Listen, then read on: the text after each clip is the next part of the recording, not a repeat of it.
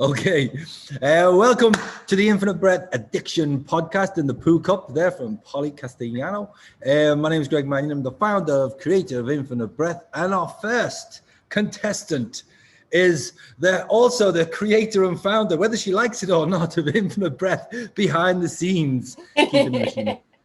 I know, it's like, you're there, where the hell? But thanks for being here. So yeah, this podcast is about addictions. Strange old word. I think some people like the word. A lot of people don't. Actually, I believe we all have them. I have plenty.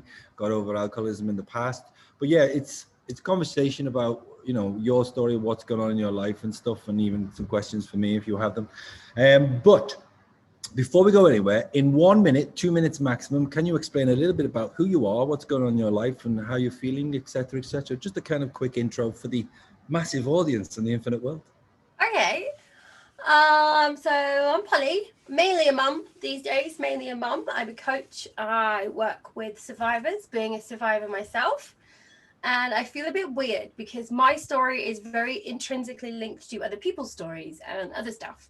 So I never normally tell it in a public sphere. So this is a really cool experience for me to be on this end of the camera as opposed to behind it. So yeah, feeling empowered, a little nervous and quite excited. Been loving the connection of people sharing their addiction stories and just the videos people have been putting up. I just feel so close to a community of people that I've never met, and it's scrumptious. So in that, there's a lot of power in the vulnerability and the openness of people. So that's kind of been my motivation. I think that's a minute. That'll do. That'll do, I suppose. But just a quick one on that. I had a moment last night when I was lying out there on my little balcony looking at the stars. It's fucking heaven. And I've watched nearly all the videos, I think, and most of them that we got going at the moment. In case someone's watching later in the Infinite Breath community and Facebook, we're doing an 11-day challenge, and we're doing an addiction one soon as well. People sharing the videos, it's amazing, just 1 or 2 minutes. But it really made me especially see people change over the few days. The way they talk and getting more casual and saying like amazing things. And that is really the key, because I'm a mixture of a bit of a loner, but also very much I love being around people and talking and connecting. And that is the key. And it's been amazing. I had a little moment last night when I genuinely, like you just said, felt part of this community, even though we're kind of running it, but we're not. But it's like, it's just growing, and it is genuinely a beautiful experience. So yeah. Nice one. You look like you're shining this week as well. You look like a lot more healthier and glowing than you have for a while. It's obviously sparked something in you too. Sharing is caring. Yeah, well, maybe you're right. But I did another thing as well. And if anyone's watching, because me and Polly know each other a little bit, again, it's one of those weird relationships we never met, but like through the internet land. And yeah, my sleeping, because I'm in Thailand, and like, as you know, I'm off because these things are often late, and I'm up late and I wouldn't go to bed till late, but I've been forcing myself to go to bed earlier. And sleeping under the stars right out there, it's just surreal, man. So I think it has made a difference. And yeah, not stressing too much, but I always do put a little bit on myself. But I think there's a passion project here, like we both discussed with the addiction. Don't know where it's going to go, but I do get a kind of strange thrill out of it because it helps me as well. All right, but I've got an idea. So to start it off, I want to do 10 questions in a minute. And I think you'd be good at responding because you're on it. You're always on it. So 10 questions in a minute. So basically just going to go, boom, any old answer dead quick. These are not like major, deep, traumatic questions. They're just kind of little bits and bobs so we get to know who Polly is. Okay, see if we can do it in a minute. It's a bit of a test. It might take 2. Okay, so question number 1. What is your idea of ideal, perfect happiness? Heart-centered happiness, self-forgiveness, not putting too much pressure on, and chucking it all in the fuck it bucket and moving on whenever necessary. Bucket, moving on. Love it. Okay. What place would you like to visit the most? Bali.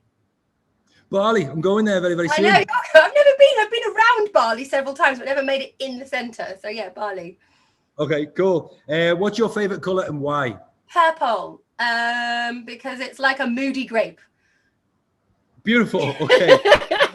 One thing that you like about yourself. Well, my bottom. I probably shouldn't say that. I'm quite compassionate. However, my arse has got me really far in life, so I have to give it credit where credit is due. Quickly moving on. Do you believe in God? I do. Maybe not in the same way that people do, but I very much believe in God inside. Beautiful. Love it. Which talent would you most like to have? Singing. I sing like a bag of cats. Okay. If you could be called by another name, what would you like to be called? I changed my name to Sage momentarily because I was reinventing myself. I quite like that, but then I just decided, stick to what you're at. So maybe Sage. Okay, Sage, cool. What is your favorite song this week? Oh, Trevor Hall, Find Your Center. Delicious. Oh, it's called Okay. Reminder, though. That's not the name of the song. All right, share it in the group later, man, as I've listened. Okay, what's your favorite swear word? I like cunt because I think women are incredibly powerful and it really should be said more, but like yoni power, feminist, bring it back. Vagina parity. What's your motto for life? Again, chuck it in the fuck it bucket, move on. Or never put off doing what you can avoid altogether. I like that one as well. Like it, yeah. Totally get it out the way. Yeah. Beautiful. Move on. Move on. Be kind. Move on. 10 questions, about a minute and a half. Not bad. Cool. It's the first time I've done that. Quick fire. Beautiful. Nice one. Okay. So, Addiction Podcast. Essentially, mate, I don't really know your full story. So, like, it's intriguing for me as well. And I just to lay it out there from the beginning. You go as deep or as far as you want, and if you have anything you want to ask me as well, I'm quite open. Dead quickly go into mine. It's been 8 years, I think, in case anyone doesn't, since I haven't drank alcohol, tried to kill myself, went through all the bad years just before, survived, don't know how, asked for help, got it in a 12-step program, and here I am. So I'm really genuinely intrigued in these stories because I think it helps. But could you tell us what you think you have, like maybe addictive tendencies now or in the past? And let's maybe go to the past and what they were like, but I'll leave it up to you to flow into your story. Okay, so I think for me, addictive tendencies are, I'm probably going to cry all the way through this, escapology, I think is a way of putting it. For me, like, I caught the arse end of a paedophile ring, basically, and I can't really... because my story is so intrinsically linked with other survivors, but also for legal reasons, I can't really share my story at the moment. But within that, there's this idea of, I didn't really realize how deep the abuse had been until I was much older. But I knew there was something not wrong, but not right. I never felt safe. I couldn't find my center. I didn't want to sleep, was the worst. Like, I would probably go out on a Thursday, Friday night for like 5 years and come home on a Monday having made sure that I didn't sleep for the entirety of that time, simply because within that, in the quiet, when I was alone, if I connected with myself, I knew I was going to connect with this trauma that I just never was ready to do. So, and I always felt like I'd done something wrong or something bad. There was shame and guilt inside of all of that. And the guy that abused me knew outside of our family circle, knew my mother incredibly well. So he was always able to tell me that my mum wouldn't love me if certain things didn't happen or in certain ways. So I felt like the more that I would get to know myself, the less I would be lovable. So there was in that, so it was just constantly this cycle of whenever my mind was slightly quiet, just all of this noise that I could never stop. So I would do anything and everything at any stage I could just to never connect with myself, because I figured the more I got to know about the level of abuse, the more I dove into the memories and I dove into the fear, it would just get worse. But what I actually discovered through ayahuasca was one of the main things, but also the work that went in with it, is the more that I dove into this fear, the other side of the fear was not more darkness, it was light. And I wish I'd known that sooner, but in that case, it was for me just really escaping, just feeling always like everyone was a predator and always like I couldn't trust myself, that I wasn't safe. So if you can't feel anything, then you're okay. But it doesn't work forever though, does it? Because like you need organs for starters. Like liver's quite important. Okay, so was there then a point in your life, maybe before you accepted it, it seems like you have it, don't know, but when you were taking either drugs or, like you say, you escaped. So again, addiction can be a whole raft of things that I haven't fully grasped myself yet, but was there any period where you started to do things, maybe a bit like the sleep or avoidance, that started to do with either drinking or drugs or other things, eating, anything like that?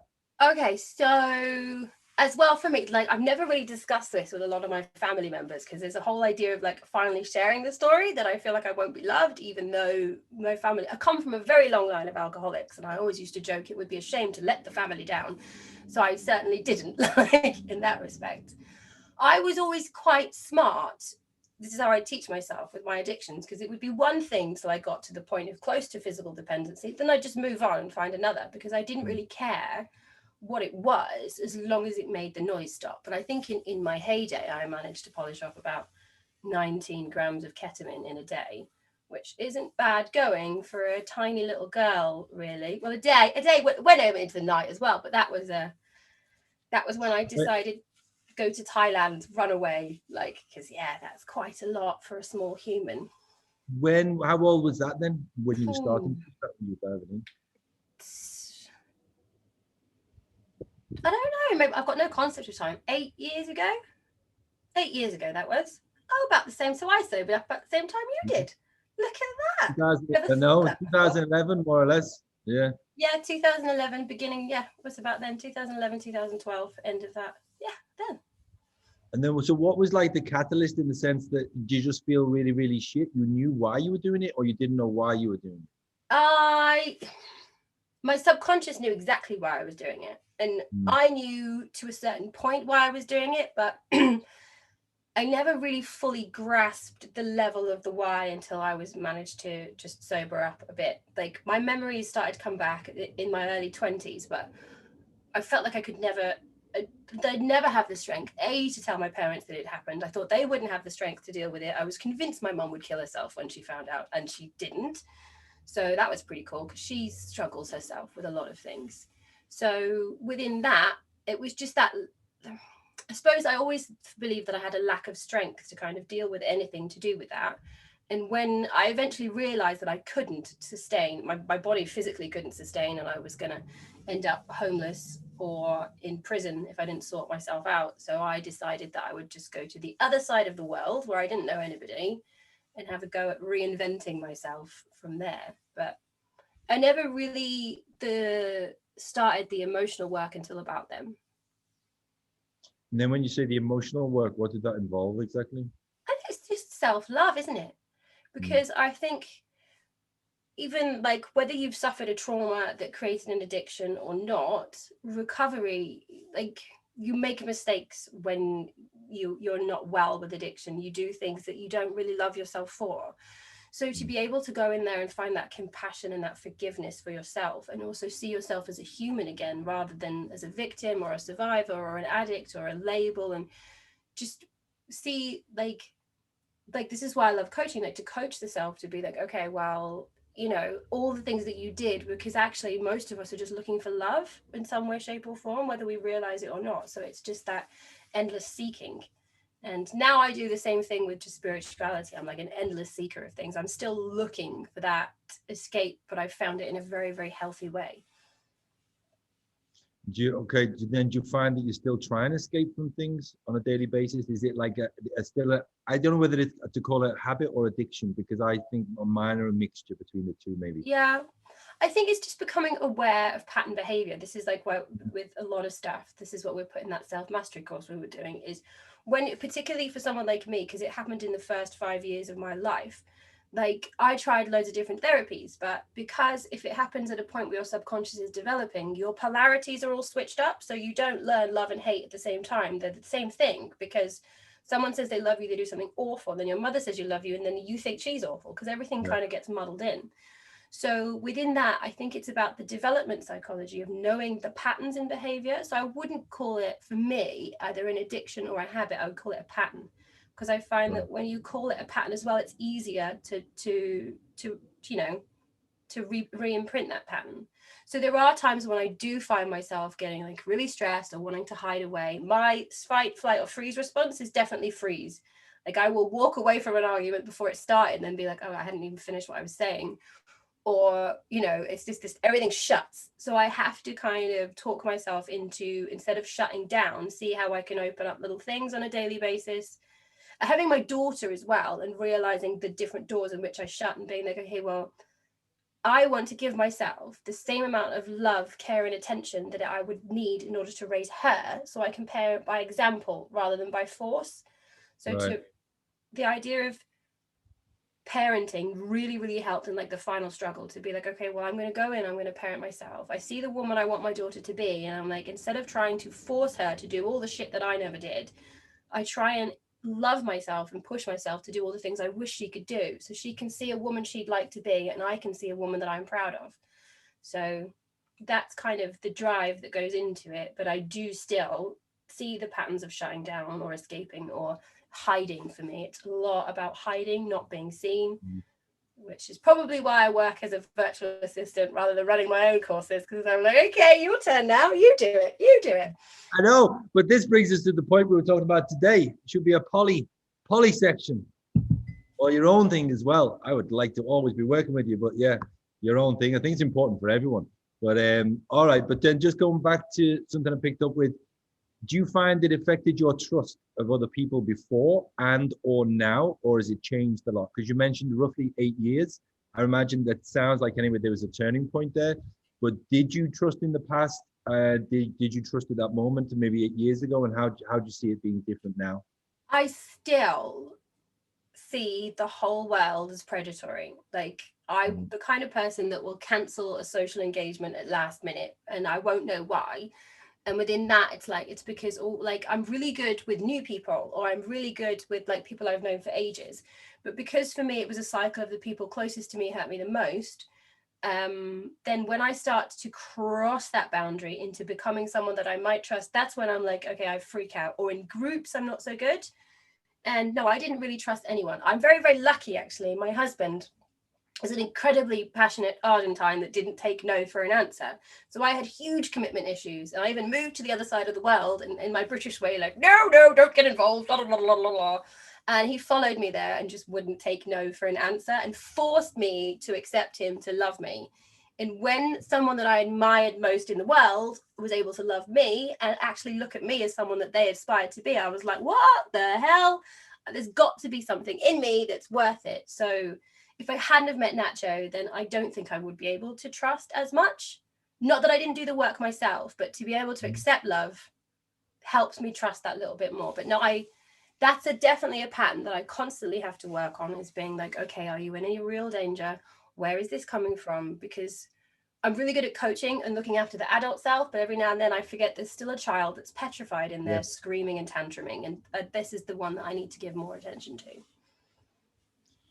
No shit. There's a couple of things there, but then, okay, within that, what advice could you give to someone else that maybe is either similar situation or some to do with trust? Because it's funny you mentioned it, and I think, oh, I'm okay, I trust it now, but I don't, man. I have a bit of an issue there myself, and I wouldn't even call it an issue, but then when it goes to the serious things like relationships, maybe you're lucky, man, because yeah, you got a guy. I remember meeting Nacho online. You can tell straight away he's a top guy. I can see the emotion, the empathy, and the honesty. They're just straight away. But then the trust issue, yeah, I think I do have it in the most important areas, which is relationship. And I would tend to eventually back off first as like security measure. After I think, yeah, probably related back to my mother dying when I was younger and stuff. And I still have something there. I think I'm better now, but it does affect certain areas of the life. But I think we all need that a little bit. But would you, yeah, because there seems to be a change there, but can you give anyone advice on how to maybe trust more through your own experience, not just maybe with someone else seeing something in you, but something you've seen in yourself and trusting the world? I think the thing to remember is that you don't have to be alone. And know that alone is a coping mechanism, because if you're alone, no one can hurt you, but not everyone is going to hurt you and not everyone is going to let you down. And also, I think as well, if you didn't let yourself down, whatever happened that got you to this point, it's always a symptom of something else. So forgive yourself and understand that the world isn't out there to hurt you, that you never really have been alone. You've always been supported by something. And when you can learn to accept that support, things get better. And it does get better. Beautiful, beautiful message. Can you forgive the past? This comes in waves. because to be honest, I'm one of those extra mile kind. I'm a 7 emoji rather than 1 emoji. I'm like, pop round and see how you're doing, really caring person. So I feel like in that, for me, for this guy, a lot of the time I do forgive him, but I wonder whether that's because I default to always going into love first. But what happens with me is that I see him as a child. And this child at some stage knew he knew he wasn't normal. And there has to have been a point within him that he chose to become that monster, that he chose to let the urges win. And that battle that he went through as a young man would have been horrendous. And unfortunately, he didn't win that battle, and he ended up ruining lots of lives.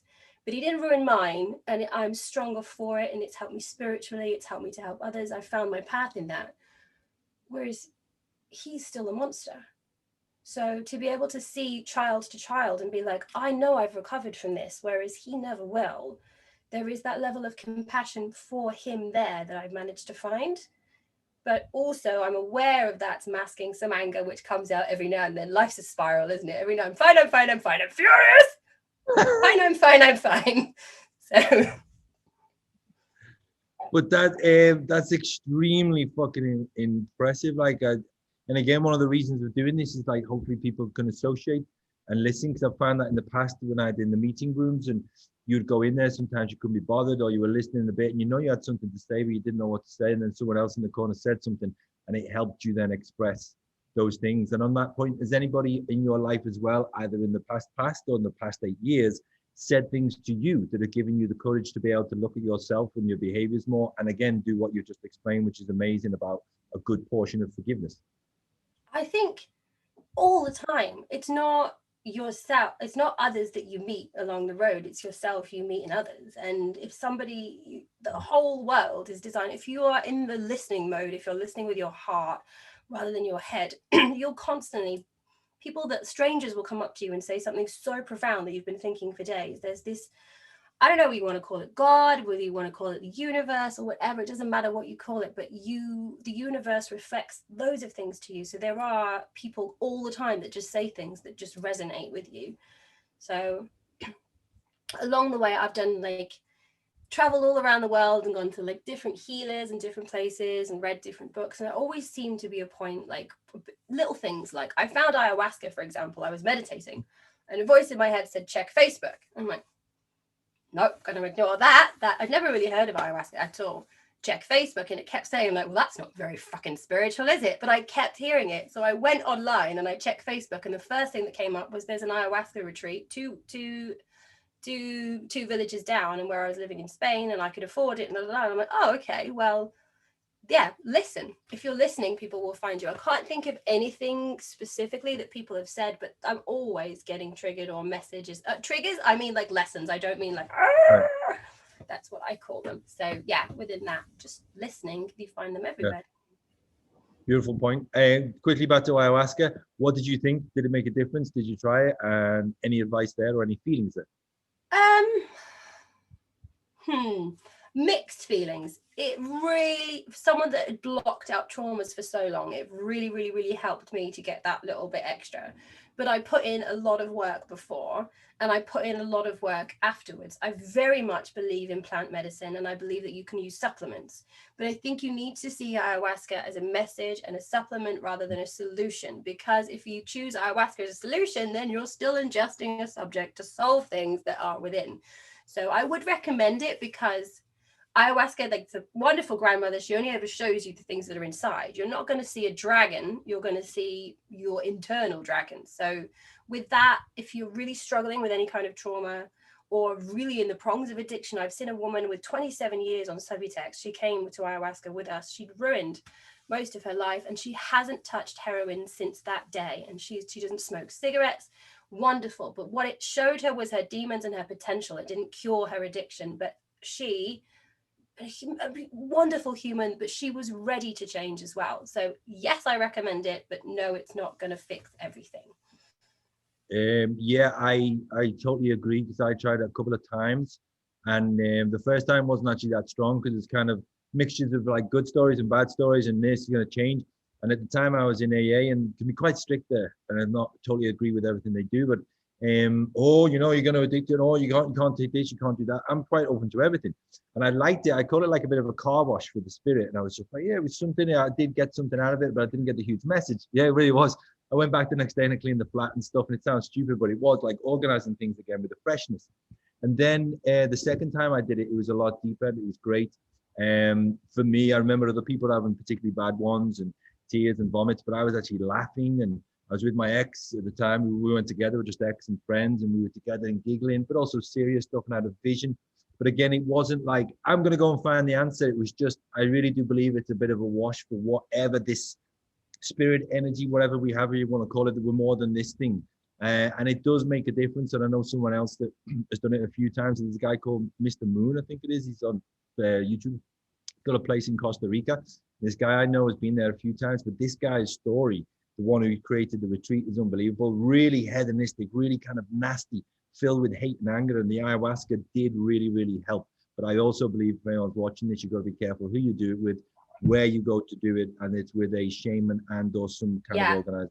Respect the culture as well. There's a huge issue at the moment with like the cultural appropriation of ayahuasca and people that are just on spirit quest expecting to have this whole like hallucinative journey. It's not what it's for. It's a medicine. It's a sacred medicine that needs to be respected, and you know, wait for it to find you, because that, I feel like everything in life will find you rather than the other way around. And I have a big issue with cultural appropriation of certain things. And had I have felt this way about things of 8 years ago, I don't know whether I would have done it, to be honest. But I also, that's probably a story for another day. The ayahuasca sessions. You never know. But yeah, on that point with people, I don't advise it, but I don't go against it. Like you say, you kind of wait. It's like me 3 times, and then other people have said, oh, I'm going to do it, or why don't we go and do it? And I'm like, don't really feel like it now, you know. And whereas my other one, my addiction with the alcohol, once I'd have one, I'd always feel like I needed more, you know. It's pure escapism to the extreme. But beautiful. Final point then. Within everything you said, what advice then can you really give to anyone else that maybe even your younger self with your situation, the things that have happened that might help them, that has helped you?